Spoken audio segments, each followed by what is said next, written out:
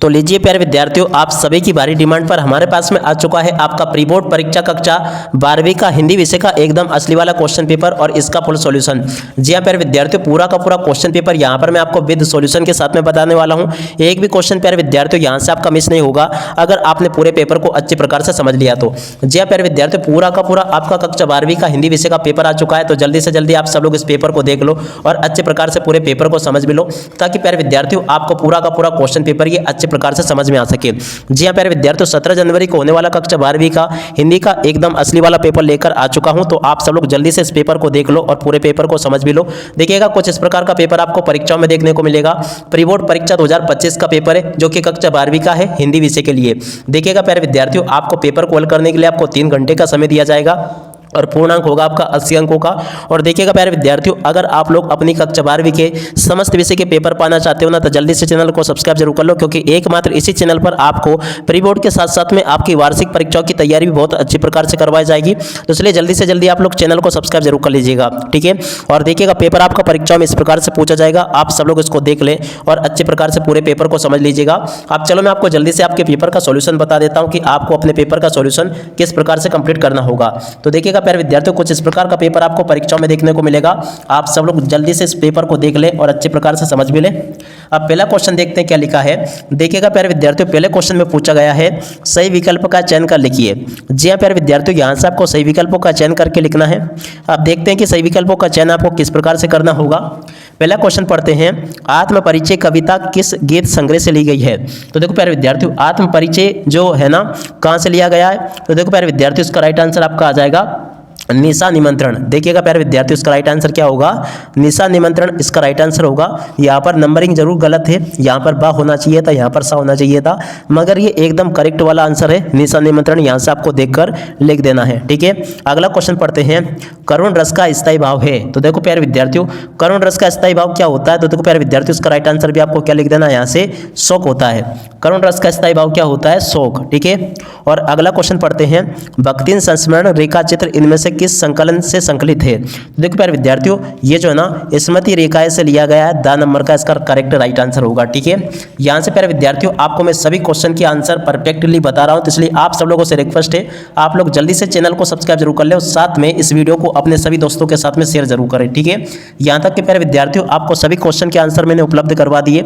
अगला क्वेश्चन पढ़ते हैं, सातिया का अर्थ है। तो देखो प्यारे विद्यार्थियों, सातिया का क्या अर्थ होता है, स्वास्तिक चिन्ह इसका राइट आंसर आ जाएगा। तो यहाँ से प्यारे विद्यार्थियों आपको ये लिख लेना है।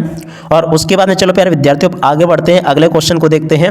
अगला क्वेश्चन पूछा है, अतीत में दबे पांव रचना में मोहनजोदड़ो को देखकर लेखक ओम थानवी को याद आ गया। तो देखो प्यारे विद्यार्थियों, क्या याद आ गया, यहाँ से प्यारे विद्यार्थियों आपको बताना है। तो देखिएगा प्यारे विद्यार्थियों, इसका राइट आंसर आपका क्या आ जाएगा, जैसलमेर। प्यारे विद्यार्थियों, यहाँ से आपको देख लेना है, जैसलमेर इसका राइट आंसर होगा, ठीक है। और अब अगला क्वेश्चन पढ़ते हैं क्या लिखा है। देखिएगा यहाँ पर क्वेश्चन प्यारे विद्यार्थियों दिया गया है, जन संचार माध्यम रेडियो है। तो देखो प्यारे विद्यार्थी, दृश्य, श्रव्य, श्रव्य या पर पद्य। तो देखो प्यारे विद्यार्थियों, जन संचार का माध्यम क्या होगा। तो देखो रेडियो क्या है, तो देखो रेडियो को केवल हम सुन सकते हैं, तो इसलिए श्रव्य इसका राइट आंसर हो जाएगा, ठीक है। अब देखिएगा प्यारे विद्यार्थियों, सही विकल्प एक बार पुनः मिला लीजिएगा। पहले का राइट आंसर आपका निशा निमंत्रण होगा, करुण रस का स्थायी भाव शोक होगा, और भक्ति संस्मरण कहाँ से लिया गया, स्मृति रेखाएं से, और सातिया का मतलब होता है स्वास्तिक, और अतीत में दबे पांव ये इसमें आपको देखिएगा कहाँ से, जैसलमेर, इसको लेखक को याद आ जाता है। जनसंचार में आपको लग रहा है ना श्रव्य, ठीक है ना। तो इस प्रकार से प्यारे विद्यार्थियों आपके ये राइट आंसर है। और उसके बाद में चलो प्यारे विद्यार्थियों आगे बढ़ते हैं, अगले क्वेश्चन के आंसर को देखते हैं। तो देखो प्यारे विद्यार्थियों, अब आगे क्वेश्चन पूछे गए। पहला क्वेश्चन लिखा है, बादल राग कविता अनामिका में खंडों में प्रकाशित है। तो देखो प्यारे विद्यार्थियों, ये जो कितने खंडों में प्रकाशित है आपको बताना है। तो देखिए प्यारे विद्यार्थियों, ये जो कविता ना 6 खंडों में प्रकाशित है, 6 इसका राइट आंसर होगा, ठीक है। और अगला क्वेश्चन देखते हैं, नागार्जुन के कवि है। तो देखो प्यारे विद्यार्थियों, नागार्जुन जो है ना प्रगतिवाद के कवि, इसका राइट आंसर प्रगतिवाद आ जाएगा। और अगला क्वेश्चन पढ़ते हैं, दोहा छंद है। तो देखो प्यारे विद्यार्थियों, दोहा जो है ना एक अर्धसम्मात्रिक छंद है, तो इसका राइट आंसर क्या हो जाएगा, अर्धसम्मात्रिक, ठीक है। अगला क्वेश्चन पढ़ते हैं, पहलवान के ढोलक पाठ की विधा है। तो देखो प्यारे विद्यार्थियों, पहलवान के ढोलक पाठ की विधा क्या है। तो देखो प्यारे विद्यार्थियों, इसका राइट आंसर आपका आ जाएगा कहानी।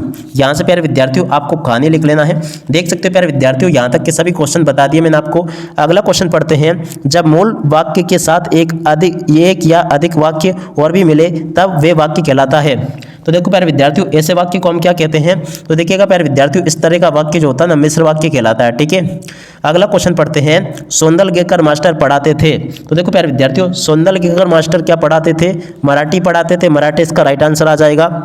और अगला क्वेश्चन पढ़ते हैं। स्तंभ लेखन का प्रमुख रूप है, तो देखो प्यारे विद्यार्थियों विचार परक यहाँ पर प्यारे विद्यार्थियों आपको लिख देना है। ठीक है, अब इसके बाद में देखो प्यारे विद्यार्थियों रिक्त स्थान का मिलान भी आप लोग यहाँ से कर लो। पहले में आपका छी आ जाता, दूसरे में प्यारे विद्यार्थियों आपका प्रगतिवाद आ जाता, तीसरे में आपको अर्ध सम्मात्रिक लिख देना था, चौथे में आपका आ जाता कहानी, और पांचवें में आपका मिश्र, और छठे में प्यारे विद्यार्थियों आपका मराठी, और सातवें में आपका आ जाता विचार परक। ठीक है, देख सकते हो प्यारे विद्यार्थियों यहाँ से मैंने आपको रिक्त स्थान भी बता दिए। अब चलो इसके बाद में प्यारे विद्यार्थियों यहाँ से मैं आपको जोड़ी का मिलान बता देता हूँ कि जोड़ी का मिलान प्यारे विद्यार्थियों आपको किस प्रकार से करना होगा।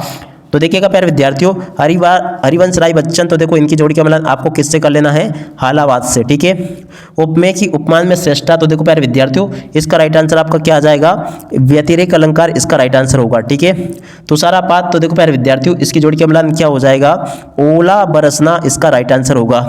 शिरीष के फूल, तो देखो प्यारे विद्यार्थियों शिरीष के फूल जो है ना ये किसकी रचना है, तो देखो प्यारे विद्यार्थियों इसका राइट आंसर आपका आ जाएगा हजारी प्रसाद द्विवेदी की। ठीक है, अगला क्वेश्चन समहाउ इम्प्रॉपर, तो देखो प्यारे विद्यार्थियों ये कौन बोलते थे, यशोधर बाबू बोलते थे।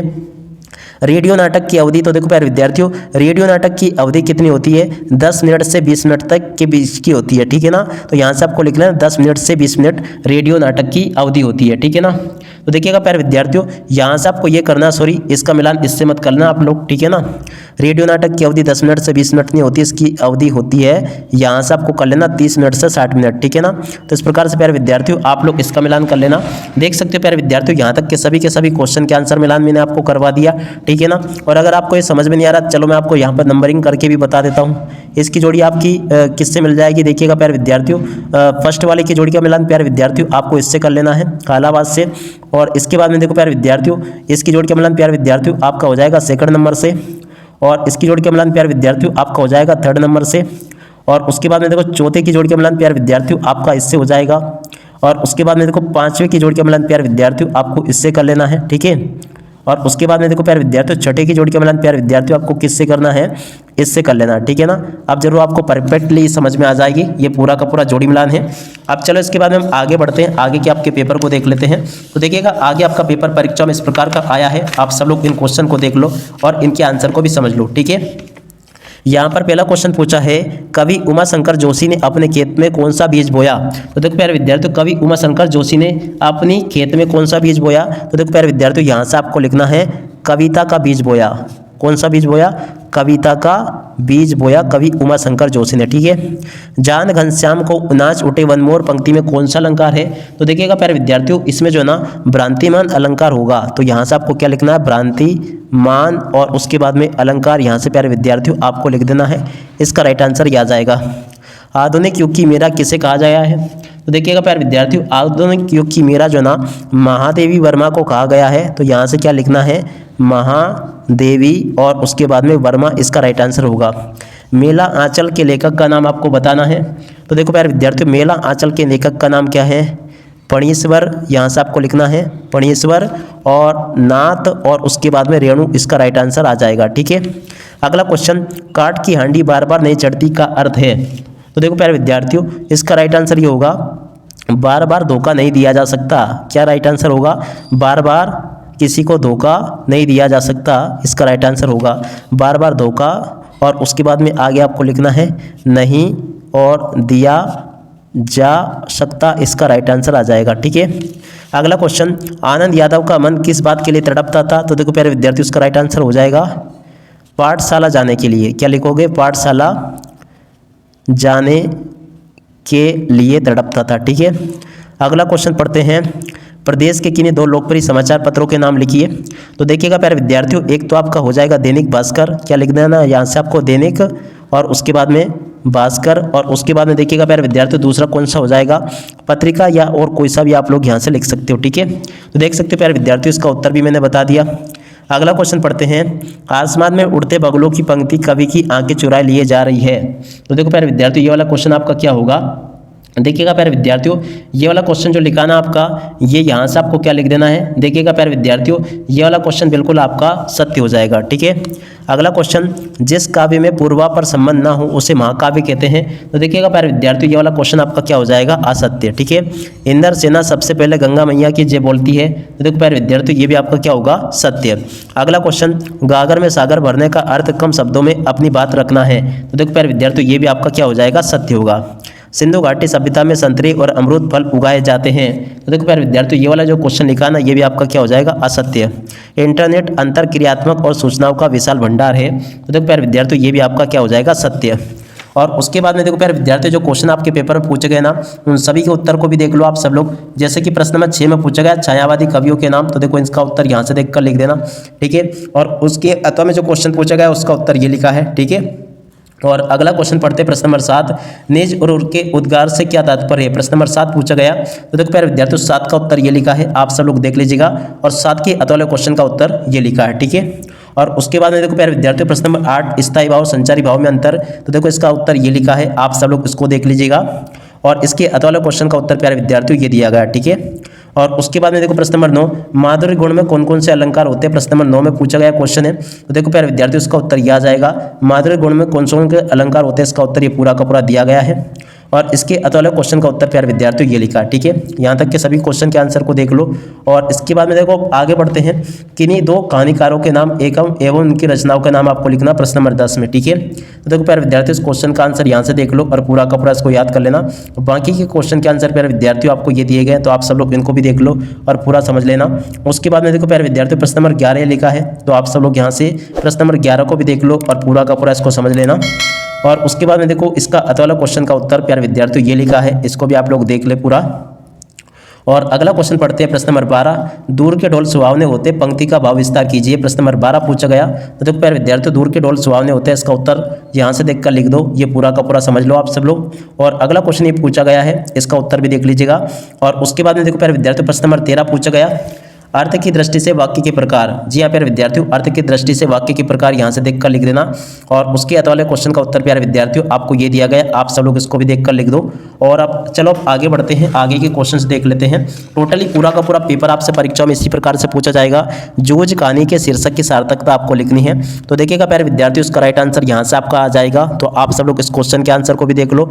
और अगला क्वेश्चन प्यारे विद्यार्थियों ये पूछा गया, इस क्वेश्चन के आंसर को भी आप लोग देख लीजिएगा और पूरा समझ लें। प्रश्न नंबर 15 का प्यारे विद्यार्थियों उत्तर ये लिखा है, तो आप सब लोग प्यारे विद्यार्थियों इस क्वेश्चन के आंसर को भी देख लो, पूरा का पूरा बता दिया मैंने आपको। इसके अतवाले क्वेश्चन का उत्तर ये लिखा है। और उसके बाद में देखो प्यारे विद्यार्थियों, प्रश्न नंबर 16 में आपसे क्वेश्चन पूछा गया है, 16, 17, 18 इन सभी क्वेश्चन को देख लो। इन सभी क्वेश्चन के आंसर मैं आपको एक ही साथ में बता देता हूं। तो देखो प्रश्न नंबर 16 का उत्तर ये लिखा है और देख सकते हो ये पूरा का पूरा आंसर है, आप सब लोग देख लीजिएगा इसको। और इसमें बाद में देखो प्यारे विद्यार्थियों, शमशेर बहादुर का जीवन परिचय यहाँ से देख ले और पूरा का पूरा इसको याद कर ले। और उसके बाद में देखो प्यारे विद्यार्थियों, 7वें स्थान ये लिखा है। प्रश्न नंबर 17 में आपसे जैनेंद्र कुमार का जीवन परिचय पूछा गया, तो इसका उत्तर यहाँ से देख लीजिएगा, पूरा का पूरा ये लिखा है। ठीक है, और उसके बाद में देखो प्यारे विद्यार्थियों, धर्मवीर भारती का जीवन परिचय ये लिखा है, तो इसको भी आप लोग देख ले और पूरा का पूरा समझ ले। यहाँ तक का प्यारे विद्यार्थियों पूरा क्वेश्चन का आंसर बता दिया। प्रश्न नंबर 18 का उत्तर ये लिखा है, तो आप सब लोग प्यारे विद्यार्थियों इस क्वेश्चन के आंसर को भी देख ले और पूरा समझ ले। और 18 के अतवाले क्वेश्चन का उत्तर प्यारे विद्यार्थियों ये यहाँ पर आपको दिया गया। ठीक है, आप सब लोग इसको भी देख लीजिएगा। और उसके बाद में देखो प्यारे विद्यार्थियों, यहाँ पर से आप सब लोग इनको देख ले। प्रश्न नंबर 19, चलो मैं आपको एक बार पूरा पेपर बता देता हूँ। पेपर आपका परीक्षा में इस प्रकार से पूछा गया पूरा का पूरा। और इसके बाद में देखो प्यारे विद्यार्थियों, बाकी का पेपर आपका ये रहा, आप सब लोग इसको देख ले और पूरे पेपर को समझ भी ले। तो देख सकते हो प्यारे विद्यार्थियों, यहाँ पर मैंने आपको पूरा पेपर बता दिया। अब चलो मैं आपको इन सभी क्वेश्चन के आंसर एक ही साथ में बता देता हूं। तो देखो 19 का उत्तर तो ये लिखा है, पूरा का पूरा देख लें। और 19 के अतवाले क्वेश्चन का उत्तर ये लिखा है। प्रश्न नंबर 20 ये लिखा है, संदर्भ ये लिखा है और इसका प्रसंग ये लिखा है।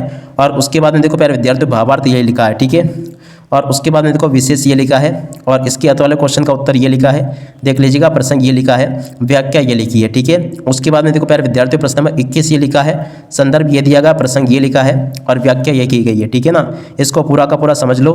और उसके बाद में देखो प्यारे विद्यार्थियों, अगले क्वेश्चन का आंसर यहाँ से देख लो, संदर्भ ये लिखा है, प्रसंग ये लिखा है और उसके बाद में देखो प्यारे विद्यार्थियों, व्याख्या ये की गई है। ठीक है, उसके बाद में देखो प्रश्न नंबर 22 को देख लो। प्रश्न नंबर 22 ये लिखा है, तो इसके उत्तर को भी प्यारे विद्यार्थियों पूरा का पूरा देख लो और समझ लो। और देख सकते हो यहाँ तक का पूरा बता दिया मैंने आपको। उम्मीद करता हूं कि प्यारे विद्यार्थियों पूरा का पूरा क्वेश्चन पेपर आपको अच्छे प्रकार से समझ में आ गया होगा।